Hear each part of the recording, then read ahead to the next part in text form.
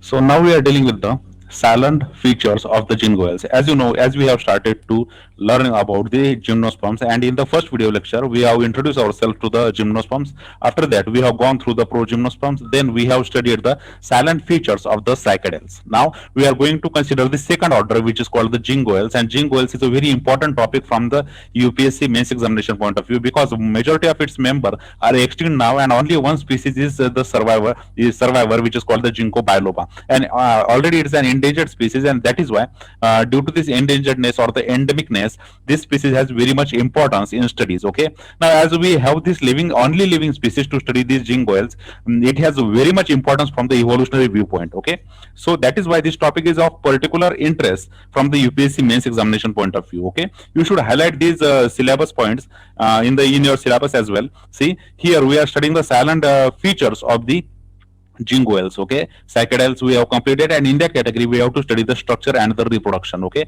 structural features of the gyngoids plus the reproductive features of the gyngoids, you should know it in very detail, because UPSC likes to ask the question whenever they talk about the gymnosperm, they will always talk about the gyngoids. Okay, now let us consider the first slide, which is an introductory slide. Consider this: there is only one living species in the phylum, which is called the Ginkgophyta. That is the order Gyngoids or the Ginkgophyta phylum. It possesses the only one living species, which is called as the Ginkgo biloba. Okay, this is the Ginkgo biloba. Heart shape, fan shape leaves are there. You must have studied about this in your graduation syllabus, because in the graduation syllabus it's a compulsory paper, and in that category you must have studied the Ginkgo biloba, because it belongs to the gyngoids, and all the other species were extinct, and only one species remains, and hence it has a very critical evolutionary importance. Okay, now see, the gynkgos or the mid-hair tree or the Ginkgo biloba, these are all the names of this only living species, but technically we use only the botanical term to explain this particular plant, because the botanical terms are considered as a worldwide universal, and that is why we use the word which is called the Ginkgo biloba. Okay, so the Ginkgo biloba is only the one living species which is found in the order Gyngoids. All right, now consider this: the ginkgo is named so because of its resemblance with the fan-shaped leaves. Okay, see, the fan-shaped leaves are there. These leaves are showing exactly the fan-like shape. So due to its fan-like shape, the ginkgo, this name has given to this particular tree. Okay, so due to the presence of the fan-shaped leaves in the Ginkgo biloba, these plants were rightfully named as a Ginkgo biloba. Okay, to those of the mid-hair and fern, whatever the fern is there, which is called as the mid-hair fern, and this fern is quite shows resemblance with that with this gymnosperm, because on the one hand the ferns are the pteridophytes, and on the other hand the Ginkgo biloba is the gymnosperm, but they show the remarkable features similarity in when we consider the leaves, and that is why this particular plant, when it shows the fan-shaped leaves, these are famously called as the ginkgos. Okay, or the Ginkgo biloba for particular. Okay, now see the distribution where this particular Ginkgo biloba found. See, it is native to the eastern China. This is very much important, because whenever you talk about the Ginkgo biloba, you must have to say it that it belongs to the eastern China, because China is the actual place where this particular Ginkgo biloba found. It's the originating place for this Ginkgo biloba species. Now ginkgos has been cultivated for centuries. Now this is the prime reason why this Ginkgo biloba is got survived, because this particular tree actually cultivated by the Chinese people. That literally means they use this particular species in their agriculture. Okay, and due to this cultivation, this particular species is got survived, while rest of the species has got extinct from the mother earth. Okay, it is found growing in the wild as well, not only in the cultivated areas, but it is found in the wild as well, but only at the two locations in the China, and probably would have become extinct if not cultivated for its edible seeds in China and Japan. Okay, because of its edible seeds. Okay, seeds are edible, and hence the importance of this plant is ascertained by the local peoples, and hence they start to cultivate this particular tree, and due to this cultivation in the China and Japan, this particular plant species remain able to survive. Okay, and so why this Ginkgo biloba alone survived here? The basic reason behind it is it's the cultivation in the agriculture. For centuries, the Chinese people and the Japanese people are cultivating this particular tree, and due to this cultivation, this Ginkgo biloba species is got survived, or say it got conserved. Okay, while rest of the species which are not cultivated in the wild, they were got extinct by some or another reasons. Okay, now consider this. due to the presence of the primitive characters, very, very primitive characters, as well as because of the long geological records, the ginkgos are considered as a living fossils. See, this is the ginkgo biloba tree, and it is considered as a living fossil. Now, why we are calling it as a living fossil? Because it has a very long geological record. Now, what it means? What is mean by the long geological record? You see, these plants, which are say jingoels, are very primitive plants from the very hundreds of the thousands of the years have passed that these plants were present on the mother earth, and due to its survival these particular plant species is considered as a living fossil, because such a long time period on the geological scale is not occupied by the other organism. Other organisms which were survived in the previous geological periods, they have got extinct, but still the tree like ginkgo biloba is still in existence on the mother earth, and that is why we called it as a living fossil. The very basic reason for calling it living fossil is its long geological history.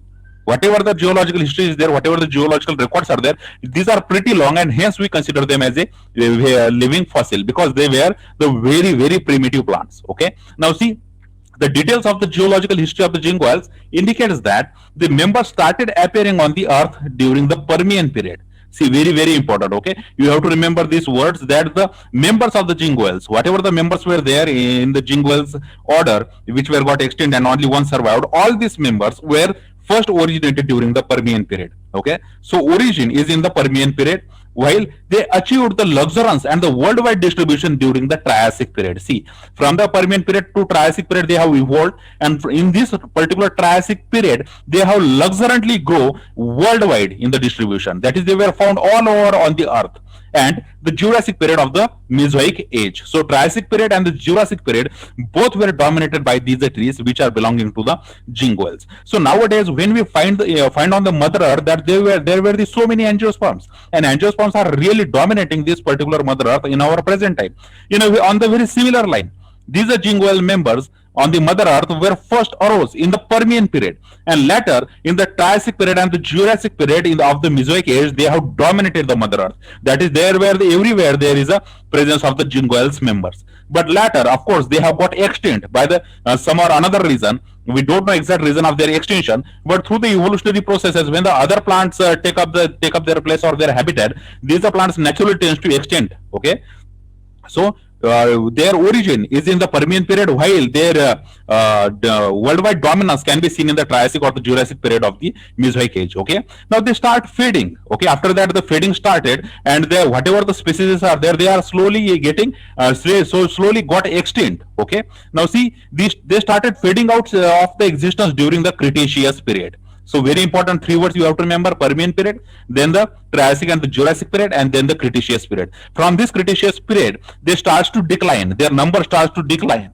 That is, one by one, they starts to disappear from the mother earth. And now we are represented by the only some part of the southern and the eastern China by the only one living member, that is called as the ginkgo biloba. So historically, when we talk about the jingoels, there were the many members. Many members of this particular order were there on the mother earth. They were originated in the Permian period, and they were flourished. They were has a luxurious growth in the worldwide distribution in the Triassic and the Jurassic periods of the Mesozoic age. And after that, they will start to fade in the Cretaceous period. Whatever the environmental changes may be responsible there, whatever the environmental changes may have occurred on the mother earth, which are not suitable for the members of this jingoels order, and they start to decline itself in the Cretaceous period, and we are now only represented by the one living member, which is called the ginkgo biloba, which is found in the southern and the eastern China only.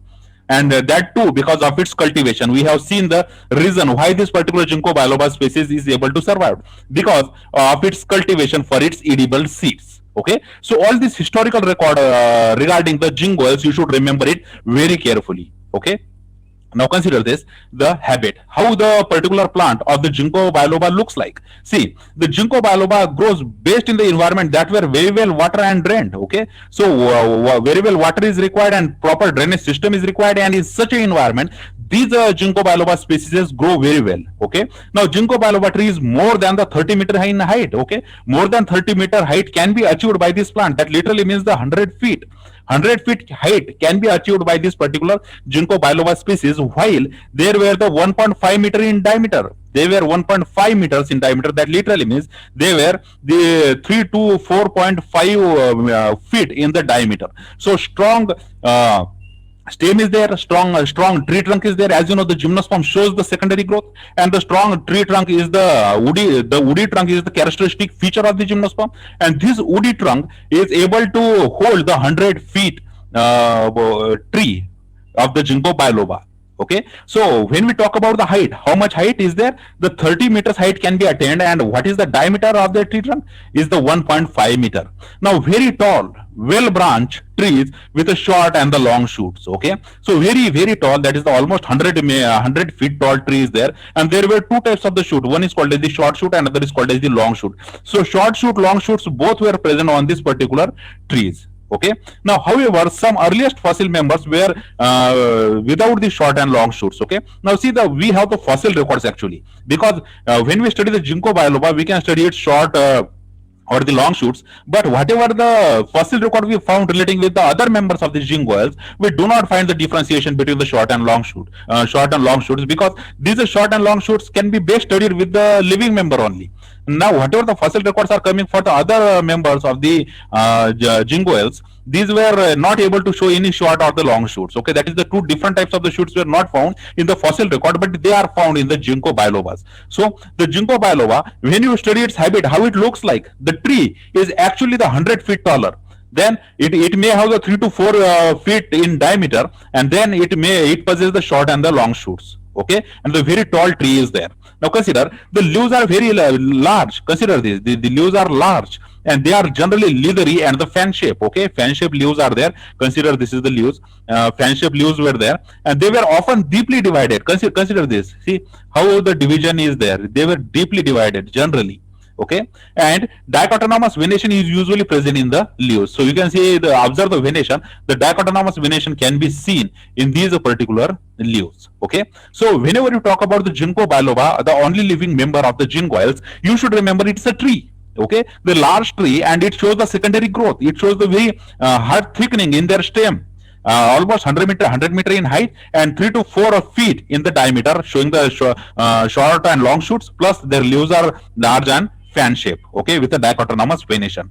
Now consider, the crown becomes broad. Okay, whatever the crown above the tree is there, because just like, consider, this is a tree trunk. Okay, and this portion is called as the crown. Okay, this is the crown. So the crown becomes very broad at the apex, irregular with the edge. Okay, that is the no regularity is there. Consider this picture, the irregular branching is there. So with the edge it becomes irregular and show the variable pattern of branching. Okay, not a particular pattern, but the very variable pattern of branching is there, and different types of branching arouse in the crown. So once the plant attains the some height and it got matures, the crown itself starts to give the irregular variable pattern of the branching. Okay, and with the age it got broader and broader.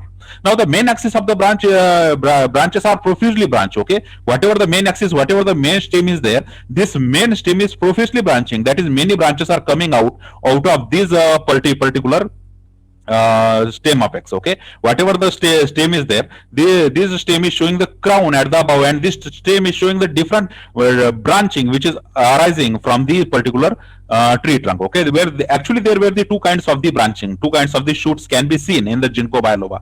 Consider the shoots, the two types of the shoots. See, the very first is the long shoots, which elongates rapidly. That is, once there is a tree, consider this is an stem, and this is a main trunk, and this is a long branch. Okay, this is a very long branch, and this long branching comprises the long shoots. Okay, they elongates very rapidly and bear the scattered leaves. Okay, whatever the scattered leaves are there, the leaves were scattered on this particular branch system. Okay, so this particular branch system is shown by these particular ginkgo biloba species, in which they show the long shoots which elongates rapidly, and they show the scattered leaves. After that, we have the second type of the shoot, which is called as the dwarf shoot. Now consider, observe this picture. This is called as the dwarf shoot. Okay, the small shoot, dwarf shoot, which grows very slowly and bear the terminal cluster of the leaves. Consider, this is the terminal cluster of the leaves. See, 4 to 5 leaves are coming out of this short branch. See, thickening is there, the short branch is there. This is the short branch, and this branching is possessing the very small cluster of the leaves. Okay, the older portion is covered with the leaf scars of the previous year. Okay, whatever the leaves were fallen down, it possesses the scars of that leaves on the stem. So whenever we talk about the branching in the ginkgo biloba, there were the two kinds of branching actually.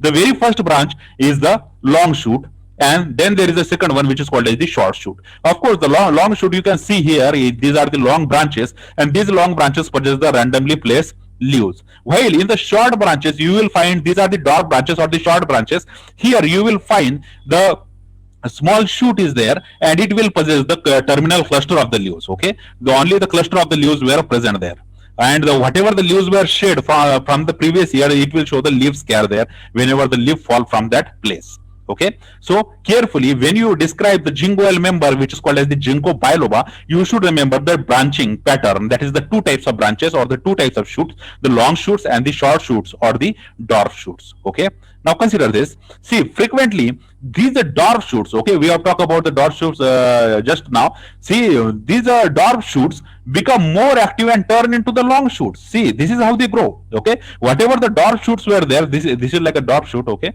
and this dwarf shoot will possess the leaves like this cluster of the leaves as its apex.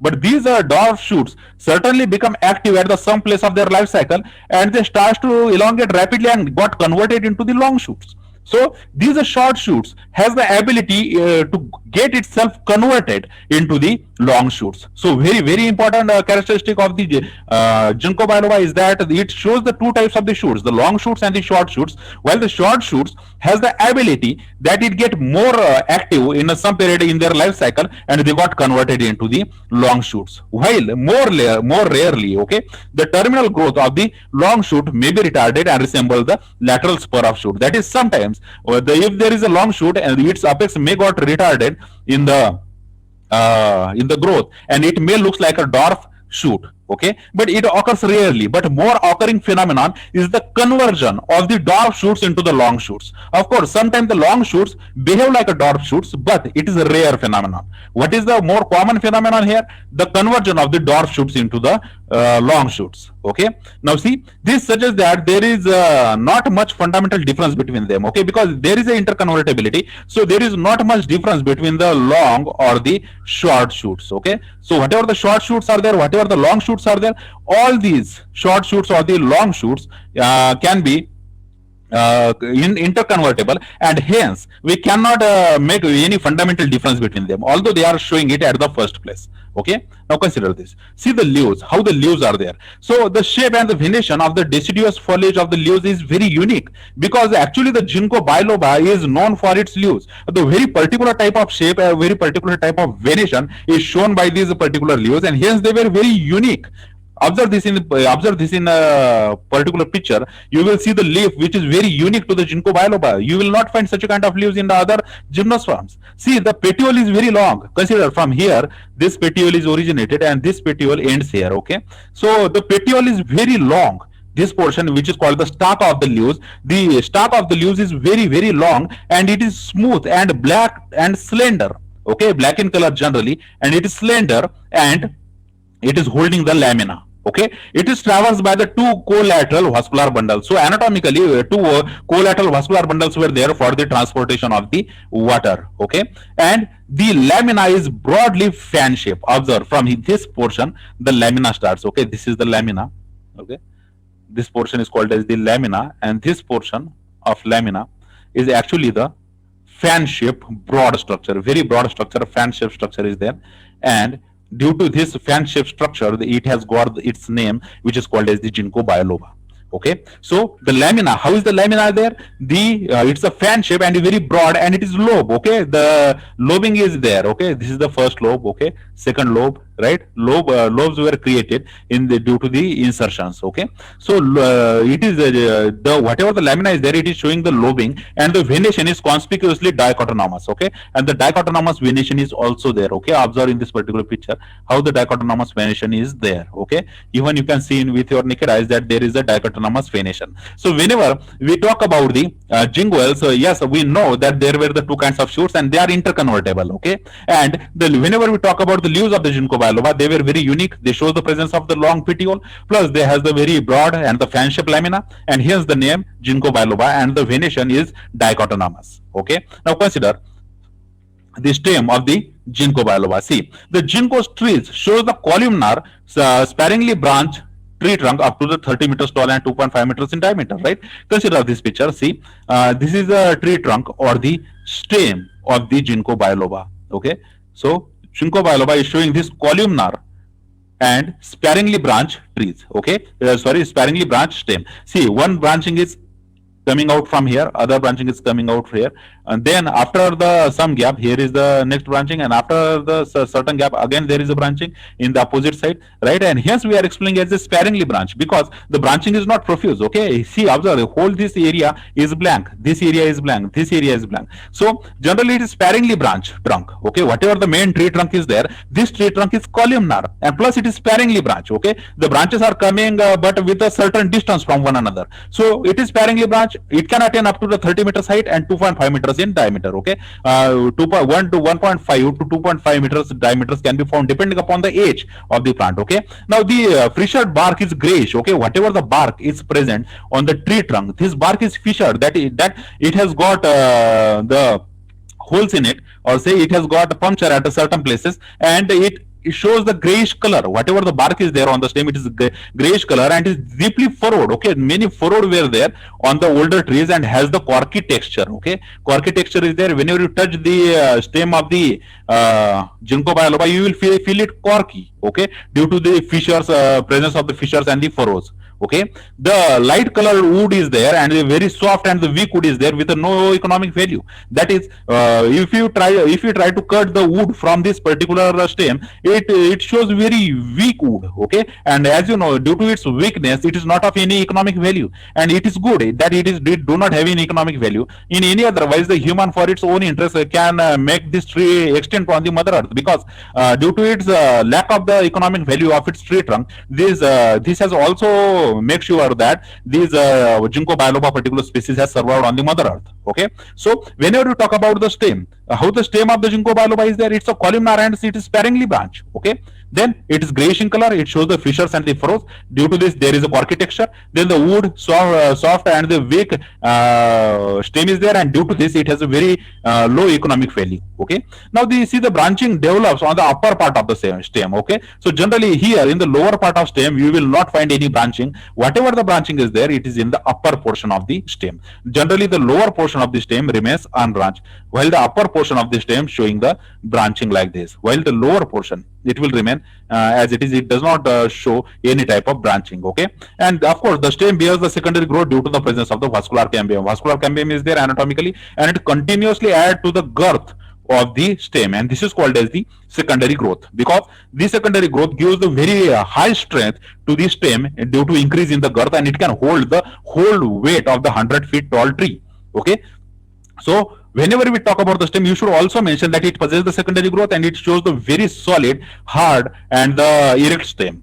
Okay, so this is about the stem of the ginkgo biloba. Now let us consider the roots, how the roots are there. Now when we have considered the leaves of the ginkgo biloba, okay, whatever the leaves are there for the ginkgo biloba, we have considered the characteristics of the leaves. After that, we have studied the characteristics of the stem, and now let us consider the characteristics of the roots, how the roots are there. And now this will all constitute the vegetative portion. Okay, vegetative portion of the ginkgo biloba. So the leaves were the roots of the ginkgo biloba possess the long taproot system. Okay, typically they are showing the taproot. Taproot, as you know, it's a root which is the very long and the solid root is there, and this long and the solid root is showing the secondary and the tertiary root branching.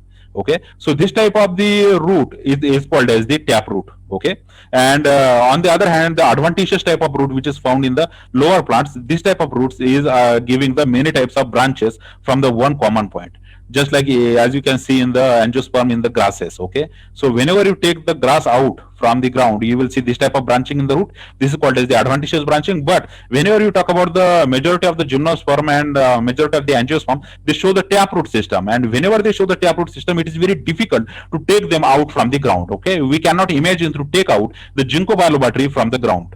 Okay, because it shows the very long taproot system. So the roots are extensively branched below and they penetrate deep into the soil. Of course, because we have studied about the height of the ginkgo biloba, it can attain the height of 100 feet. So you can imagine how to handle the 100 feet height, the root construction should be very solid. Plus, the second reason for that, the lots of amount of water is required to maintain the 100 feet tall tree. So in search of this water also, these tap roots go very, very deep into the ground. Okay, so the roots were branch extensively, branching of the roots is there, and these roots can penetrate deep into the soil in order to maintain the height of the tree plus in search of the water. Okay, so whenever you talk about the root of the ginkgo biloba, you should remember that it shows the tap root system. Okay, now see, the roots of the ginkgo biloba is characterized by the vesicular or vascular mycorrhizas. This is very important. We have studied about the VAM. Okay, the mycorrhiza we have studied, and in that mycorrhiza there were two types. One of them is the vesicular or vascular mycorrhizas, which is called VAM, with the Glomus apigeum inoculum. So Glomus members of the fungi were there, in which there is a symbiotic association and there is an exchange of the things, and that is why we consider them as a mutualistic type of relationship. So the VAM relationship can be found in these particular ginkgoal members, which is called the ginkgo biloba. Okay, so when you write about the roots of the ginkgo biloba, you should mention a specific point about the VAM as well, that this shows the VAM with the members of the fungi. Okay, so this is the root system in the ginkgoals. Okay, now see, let us consider, after considering these all these vegetative portions of the ginkgoals, now let us consider the reproduction, how the ginkgoals reproduce itself. So what are the male cones, what are the female cones, and how they born, right? See, the ginkgoals were the dioecious. Okay, just like the cycads. The cycads were dioecious. On the similar lines, the ginkgoals were also the dioecious with the separate sexes. Some trees being the male trees, while the other being the male trees. Okay, some trees are called as the female trees, and other trees are called as the male trees. So, due to the dioecious nature, if there is a one ginkgo tree, this tree may be the male or female. Consider this is a male tree, and if there is a second tree, it will be the female tree. Okay, so male tree and the female tree is there, and this male tree and the female tree is showing the presence of the different sexes. On the male tree you will find the male sex, on the female tree you will find the female sexes. So male tree will create the sperms here, and the female tree will create the egg here. Okay, so pollen grain will carry the sperms to the right to the egg, and of course the air and the other insects were actually required to transfer this particular reproductive strategies. Okay, whatever the reproductive structures were there, these reproductive structures is carried through the air, wind, or the insects. Okay, now see, the male cones are pendant. Okay, that is, they were hanging, they were pendant and catkin like, while they were born on the short shoots in the axial of the normal leaves or the scaly leaves. See, observe this picture. This is the normal leaves, okay, or the scaly leaves for that matter. And from these axials of these leaves, the male cones arise itself. Okay. So whatever the male cones were there, these male cones were arising exactly from the bases of the leaves, or say for the from the axial of the leaves. Okay, so whatever the axial of the leaves is there, this axial of the leaves will show the presence of the pendant, that is the hanging type of the male cones. Okay, whether it's the scaly leaves or the normal leaves, from this normal leaves or the scaly leaves, from its axial, these male cones are coming out, and these male cones were representing the pendant branches. Okay, and this male cone will finally produce the male gametophyte.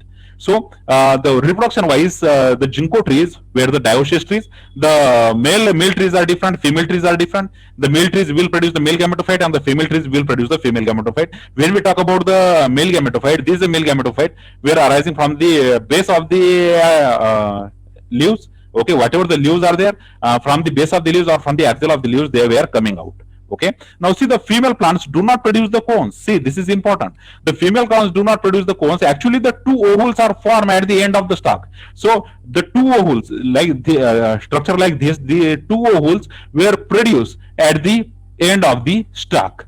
So actually there were no female cones on the female plant, but they actually produce a structure which is showing the two ovules, two different types of different ovules were produced at the end of the stalk, while they born in groups at the apex of the dwarf shoot. Okay, whatever the dwarf shoots are there, on this dwarf shoot, the female two ovules were get born there. Okay, so if you consider the female tree, on the female tree, if there are the short branches, on these short branches, the particular two ovules were got bifurcated at the end of the stalk. So here you will find an important difference between the male tree and the female tree, that the male tree will produce the male cone, but female tree is not producing any type of cone. But what they are producing just the two ovules on the dwarf shoot. Okay, they are very much reduced in structure. Okay, and each shoot bears the two ovules on the long peduncle. Long peduncle is there just like this, and on this long peduncle there is a two ovules in the axials of the scaly leaves. So whether it's a male reproductive organ or the female reproductive organs, both are coming out from the axials of the leaves. Okay,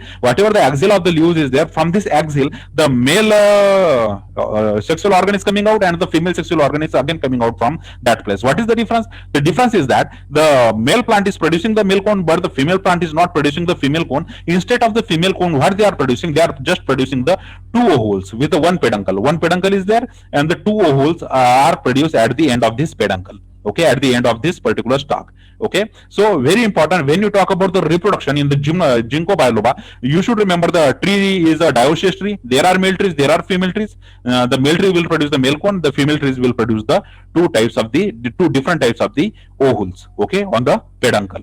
Right. So let us consider the male strobili or the male cone. So as you already know, the male cone will born on the male tree. Okay, male tree will have a male cone, and this male cone comprise about 40 to 50 microsporophylls. Okay, so there is a whole cone, and this whole cone will possess the 40 to 50 microsporophylls. Now each microsporophyll has the terminal lobe. Okay, if you consider the individual microsporophyll, it will show the presence of the terminal knob like structure, okay, which contains the mucilaginous sac. So it will later use to disperse the male gametophyte from these particular microsporophylls. So microsporophylls will terminally possess this knob, and this knob contains the mucilaginous sac.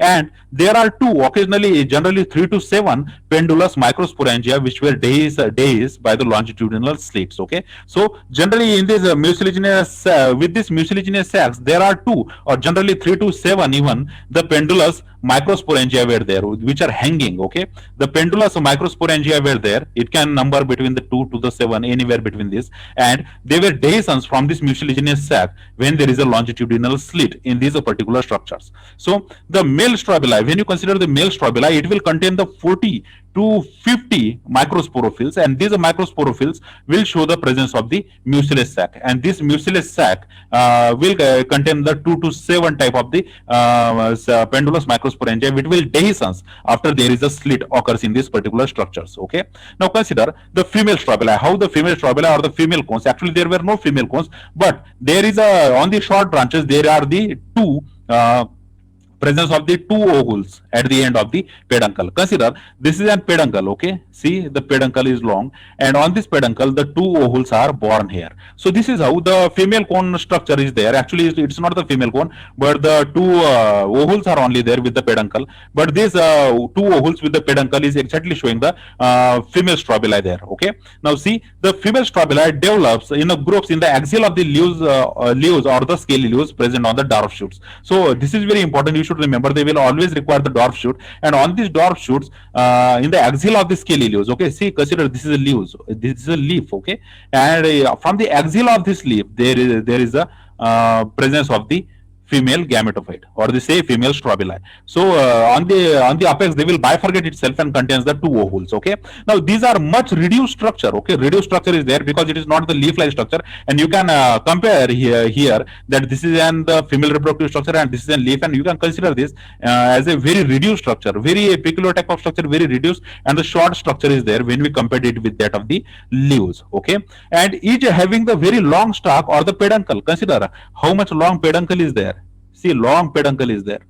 Every time this particular female strobili possesses the very long peduncle or the long stalk. Okay, so whenever you talk about the stalk of the leaves, if you are talking about the stalk of the leaves, it is called as the petiole, while if you talk about the stalk of the reproductive organ, we call it as a peduncle. Okay, as in the angiosperm, when we talk about the stalk of the flower, we call it as a peduncle. So you can consider it's a part of flower. All the flowers are not present in the gymnosperm, but the parts of the flower like the male cone, female cone is there. So the peduncle, whatever the peduncle is there for these reproductive organ, these can also be considered as a peduncle. Okay, so on this peduncle, very long peduncle, it bifurcates apically and it will produce the two ovules. Okay, so consider at the apex, see this is a particular female reproductive structure, the long, very long peduncle is there, and this peduncle bifurcates itself at the apex. So after bifurcation, each bifurcation usually bears the single ovule. So this will possess the single ovule and this one possesses the second single ovule. So two ovules at the apex of the female reproductive organ. Okay, so the female strobili is there. This female strobili contains the two ovules, and these are two ovules. whatever the two ovules are there, these are created at the apex of the peduncle. Okay, out of the two sessile ovules, one generally aborts earlier. Okay, because there are the two ovules, so one of them is abort itself earlier, and while the other one is used in the reproductive purpose. Okay, so whenever you talk about the female strobili, the structure of the female strobili in the ginkgo biloba is very simple. Actually, it is showing the one peduncle, and on this one peduncle you will find the bifurcation at the apex, and this bifurcation will create the true structures, which are nothing but the two ovules in the ginkgo's female strobili. Okay, so this is how the female strobili is there. So male tree will create the male strobili, the female tree will create the female strobili. From this male tree, the pollen grain will came out, and from this female tree, there will be the formation of the egg inside the ovule. So these pollens has to travel to the egg in order to pollinate, in order to fertilize it. Okay, but before fertilization, there should be the transfer of pollen grains from one tree to the another tree, because male tree and the female tree are different in the ginkgoes, because they are showing the dioecious condition. Okay, so the transfer of this pollen grain, this process is called as the pollination. Okay, now consider, see, rarely the 3, 4, or even more ovules on the peduncles are also observed. See, this is very important, because generally when we talk about the two ovules like this, and this is the peduncle, but this condition is not always found. What some researchers has found, there may be the 3, 4, or the more even ovules can be found at the apex. Okay, so 3, 4, 5, or even the more ovules can be bifurcated at the apex of the particular peduncle in the female strobili. Actually, the Preacher in 1907 has reported axis with the 7 ovules. Okay, so actually there were the creation of these 7 ovules, and these 7 ovules are created at the apex of the peduncle. So when you talk about the ovules at the apex of the ginkgo biloba, the number vary. Okay, you should remember it. The general number is 2. Okay, it may be 4, it may be 5, and sometimes some researchers has even claimed there is a presence of the 7 ovules at the apex of the peduncle. So there is no uniformity of the 2. So general criteria, while we generally describing the ginkgoes or the ginkgo biloba, there were the 2 ovules at the apex, but it may be up to the 7, right? Each are born singly on its independent peduncle. Actually, everyone has its own peduncle, and these peduncle contains the each of the ovule, and not in the pairs. Okay, sometimes they do not come in even in the pairs, and they individually possess their own peduncle. Now at the base of the each ovule, there present the fleshy cup-like structure. Okay, at the base of the ovule. So at the base of ovule, whatever the fleshy and the cup-like structure is there, this cup-like structure or the fleshy structure is called as the ring or the collar. Okay, so when you study the ovule of the ginkgoes or the ginkgo biloba, in the ginkgo biloba, the ovule contains the fleshy and the cup-like structure which is present at the base of the ovule. Okay, and this fleshy and the cup-like structure which is present at the base of the ovule, this has been called as a ring or the collar. Okay, the leaves surrounding the ovule do not show their bilobed character. Okay, so bilobed, whatever the leaves which are coming around the reproductive organs, they do not show the bilobed character. Consider this is an intact leaf. Okay, and this leaf is do not showing any bilobe character, because lobing is not there now. Generally the bilobe leaves are there, the two lobes are always created, just like one lobe is there, considering this one and this is the second lobe, so that is why we call it as the bilobe. But generally whatever the leaves which are coming around the reproductive organs or the female reproductive organs, they generally do not show the bifurcation, and or there is absence of the bilobe leaves. Okay, so on the one hand, we have the male strobili, the male cone is there, and then we have the female strobili, in which there are the formation of 2 ovules. Generally, it may be up to the 7 ovules. Okay. Now consider the pollination. Now, once you know there is a male gametophyte and there is a female gametophyte, from this male strobili, okay, if the male tree is there, okay, this is the male tree, and there is a female tree. On the male tree, you will find the presence of the male gametophyte or the male cone. On the female gametophyte, you will find the presence of the ovules. Okay. Now, at the time of the pollination, the ovules secrete mucilaginous substances. Okay, on the female tree, whatever the ovule is there, this ovule starts to secrete the mucilaginous substances. Now see further, the development of the male gametophyte takes place in the pollen chamber, while here in the pollen chamber, the development of the male gametophyte is taking place. Now in the male chamber, the generative cell of the 4-celled young male gametophyte divides into the stalk cell, which close to the second prothelial cell and the body cell. Generally, the development of the male gametophyte in the gymnosperm is very similar. Okay, so development of this male gametophyte, how this male gametophyte develops in the gymnosperm, this is the whole process, and we are going to see this process in the separate video lecture. Okay, so here you have to remember the whatever the male gametophyte is there, or whatever the final product of the male reproductive organ is there, it is created on the male cone, and in the in the form of pollen grain, it is traveling to the female cone, and this female cone in the meantime is secreting the mucilaginous substances on the ovules. Okay, so presence of the mucilaginous substances on the ovule and release of the pollen grains from the male tree, the time coincidence itself. Okay, whatever the mucilaginous substances which are created by the ovule, it is used to crack open these particular ovules. Okay, now consider this. See the fertilization, how the fertilization is takes place there. See, the pollen tube reaches up to the neck of the archegonium just after its differentiation. So the archegonium or the egg, okay, archegonium or the egg, it will be created on the female gametophyte, and this egg after the differentiation is fully ready for the fertilization. Whatever the fertilization is required there, this fertilization is takes place only after there is a formation of the complete mature egg or the archegonium. So archegonium got mature inside the ovule after the differentiation, and at the same time the pollen tube reaches there, and after the pollen tube which comes in contact with this air, it will the tube will rupture and release the sperms and the other content into the archegonial chamber. So whatever the archegonial chamber is there inside the ovule, consider this is an ovule, and here we have the antheridial chamber, and inside antheridial chamber we will have the egg. Now whatever the pollen tube is there, this pollen tube will enlarge itself and it will release its sperms into the antheridial chamber. So once it releases the sperms into the antheridial chamber, it will going to fuse with it and it will create the zygote. Yes, of course, in the process of fertilization. So fertilization takes place once there is a maturing of the male gametophyte and the female gametophyte. The male gametophyte pollen grain will produce the sperm, and the female gametophyte will produce the archegonium or the egg. And after the fusion of this sperm and egg, it will create a zygote in the process of fertilization. Okay. Now see, the sperm passes through the neck of the archegonium and comes in contact with the egg.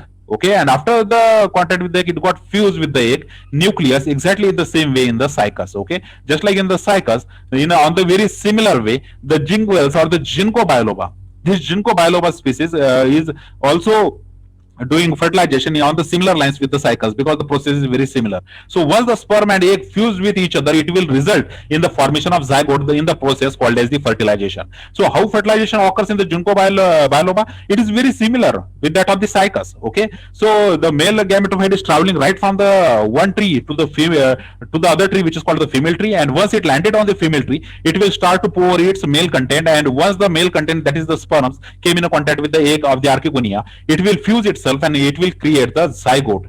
Okay, and this zygote will be this zygote will got later converted into the embryo and into the seed. Okay, now consider this. See, the zygote becomes enlarged and starts dividing by the many free nuclear divisions. So the free nuclear division starts to occur there, because there is a one egg, there is a one sperm, both are haploid, and once they fuse with each other, it will create the diploid cell, and this diploid cell will starts to divide. Okay, free nuclear divisions were there, and due to these free nuclear divisions, the many cells were created out of the one cell. Okay, so just after the fertilization, it will starts to divide.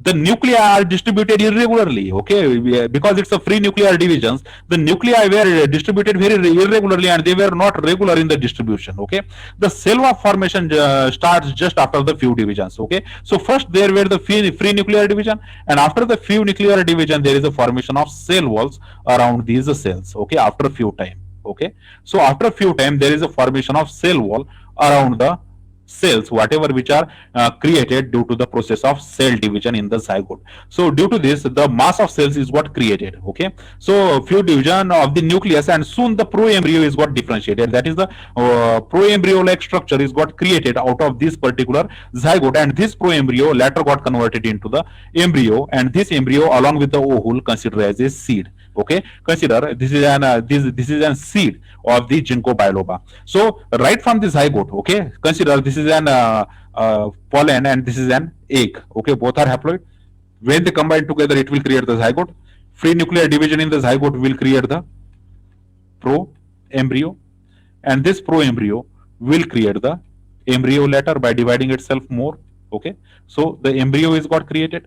once this embryo got created, further development along with the ovule, it will create a seed. Okay, so finally the seed is created, and you should remember it's a gymnosperm, so seeds are still attached to the parent plant. So parent plant will directly produce the seed, and of course there is the absence of the ovary and ovary wall, and due to this there is absence of the fruits as well. Okay, so the proembryo is got differentiated. After that, the seed is formed and the germination of the seed. Okay, whatever the seeds were created on the parent plant of the ginkgo biloba, these were soon shed from the parent plant, and the germination of seed is in a hypogel type. Okay, you should remember about the cycles, what we have talked about the cycles during their germination, and you should compare it with that of the ginkgo biloba. In the ginkgo biloba, there is a hypogel type of the germination of the seed, while a strong taproot develops soon, and the seedling bears the many bilobe leaves. So if there is a seed starts to germinate, it will produce the strong, very strong taproot system below, and it will start having the bilobe leaves. Okay, so leaves in the apex, while the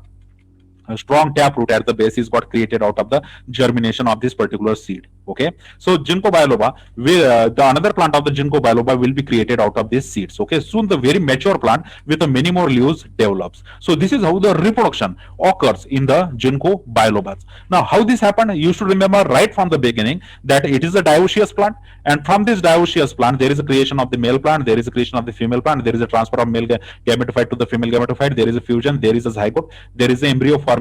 From this embryo and the ovule there is a seed formation, and after there is a seed formation there is a hypogel type of germination. After germination there is a taproot, and the many bilobe leaves were coming out of this particular seed, and these seeds will later give rise to the mature plant. Okay, so this is how the reproduction occurs in these gingoil members. All right, now consider the economic importance of the ginkgos. Okay, so just now, till now we have studied about the vegetative characteristics of the ginkgoils.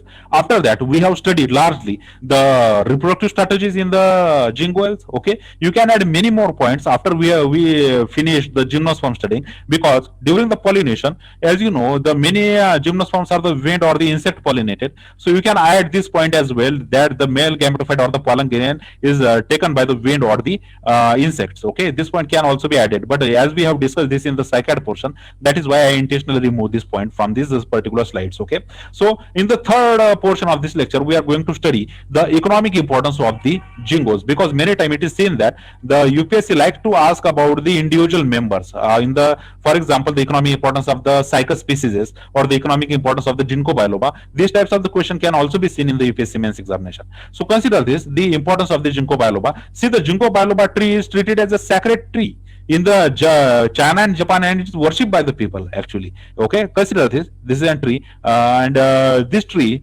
ginkgo biloba, it shows the very majestic height, and it is considered as a very sacred plant. Okay, actually, it has a very religious importance. It has a religious significance for the people in the China and Japan. They actually worship this particular tree. Okay, it is regarded as a holy tree, that is tree relating with the gods. Okay, by the Buddhist and monks and the nuns, because of its tall, strong, and the majestic appearance. Okay, due to its tall, very tallness, strongness, and its majestic appearance, it is considered as a holy tree by the Buddhist monks and the nuns. Okay, so religiously it has a very, very important significance, because ginkgo biloba is not only the only member of the gingoils, and it is not giving us the evolutionary insight into the past of the plants. It is also very, very important for the religious point of view, for the Buddhist monks as well, in the for the people of China and Japan as well.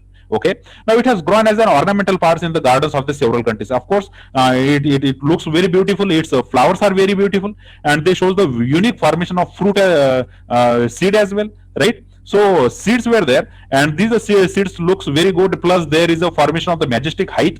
Plus, it shows the very rigid and the strong body language, and that is why it can also be used as the ornamental plants in the gardens by the several countries. Okay, so consider the second one, that is, in autumn the green leaves turn yellow. Okay, whenever there is a autumn season, in this particular autumn season, the whatever the green leaves are there, see, these are the green leaves, these green leaves starts to turn into the yellow, showing the magnificent autumn scenery. See, the scene looks very good. In whenever you see the ginkgo biloba tree in the wild, and particularly in the autumn season, its green leaves, when it turns into the yellow color, it shows the beautiful scenery. So ornamentally, this is a very important plant in the autumn season, because it gives a particular color to that environment. Okay, so for the Ottoman scenery, this particular Ginkgo biloba species has its own significance. Now see the endosperm, which is a part of a seed. Okay, whatever the endosperm is there, which is a part of a seed, this endosperm of its roasted seed is edible. Sorry, you can eat it. You can from the seed. Once we take out the endosperm, this endosperm is edible, but the seeds may be prove fatal when taken in the large quantity. Okay, alone if you take the seed for the consumption, and if you eat this seed in a lot of quantity, it can create the major problems. Okay, this can be the fatal for the life, because many other substances present in the seeds which can be poisonous for the human system. Okay, so the endosperm is edible but not the whole seed. After the outer skin of its apricot like seeds, see the apricot like seeds were there, and if we take out the outer skin is peeled off or the decayed, the kernel is left, which is called as the white fruit. Okay, it is not actually the fruit, because it looks like the white fruit. It looks white in color, and hence it is called as the white fruit. Okay, once we take the outer covering of the seed, the kernel is left there, and generally this kernel is white in color, and hence it is called as the white fruit. While the ginkgo is therefore named as a white fruit tree. But you should remember, we are using term here fruit. Okay, but the fruit is not actually there, but the seeds are considered as a fruit.